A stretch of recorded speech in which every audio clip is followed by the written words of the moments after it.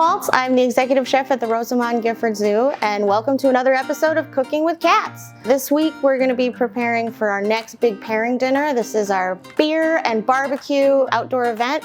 It's going to be a big party in the courtyard. So I'm going to be smoking pork ribs, beef brisket, and pork shoulder, and I want to show you what you can do at home to replicate what I'm doing on the smoker.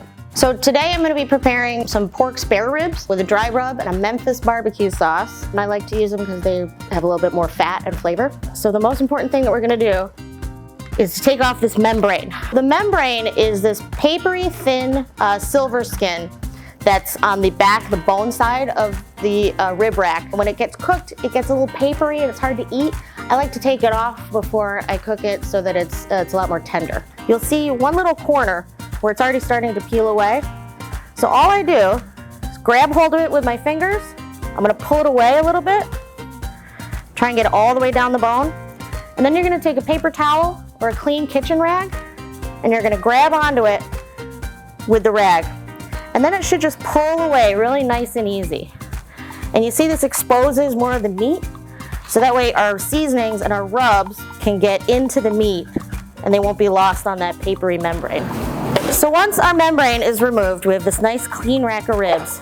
This is the meat side, and then this is the bone side. This is a spice blend that I make. Salt, white sugar, a whole bunch of seasonings, cumin, coriander, some dried herbs. I'm gonna save a little bit of this. I already reserved it because that's what I'm gonna put in the sauce. How much do you need, you say? Whatever sticks. Whatever sticks to the meat, that's what you need. And it's called a rub for a reason, so you really want to get in there. Now that we have that membrane removed, we're going to have all that flavor onto the meat itself. So if you're doing this at home and not on a smoker, one of the real key ingredients that you can use to mimic that flavor is smoked paprika. And then what I'm going to do is I'm going to let this sit in my refrigerator covered for 24 hours. So this rack of ribs has been seasoned and has been sitting in the fridge for 24 hours. They're ready to go in the oven. And I'm gonna put them meat side up, bone side down. And I'm also gonna put about a quart of apple juice. You can use apple cider, you can use pineapple juice, you can use beer. And we're gonna have that right in the bottom of the pan. And that way, when all the fat and the drippings come down into this apple juice, we're gonna use that as sort of the base for a barbecue sauce. So I'm gonna put these in the oven. We're gonna cook them for 30 minutes uncovered at 350 degrees, and then we're going to cover them, cook them for another 3 hours at 250 degrees. Low and slow is the way to go with pork ribs. So I'm going to make, to go with these pork ribs, I'm going to make a Memphis style barbecue sauce. So the first thing we're going to add is about a cup of ketchup, and then this is about half a cup of apple cider vinegar, and this is about a quarter cup of brown sugar. And we're going to heat it up just on a low flame.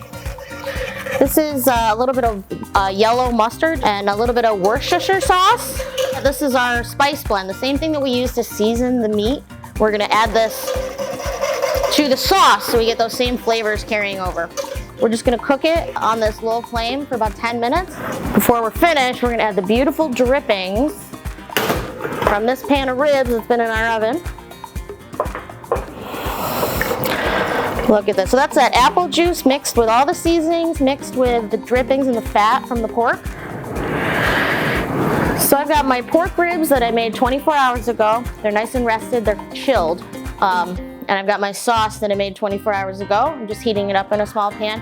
Before I serve these at my backyard barbecue, I'm gonna pour a little bit of the sauce onto the ribs and heat them up right on the grill.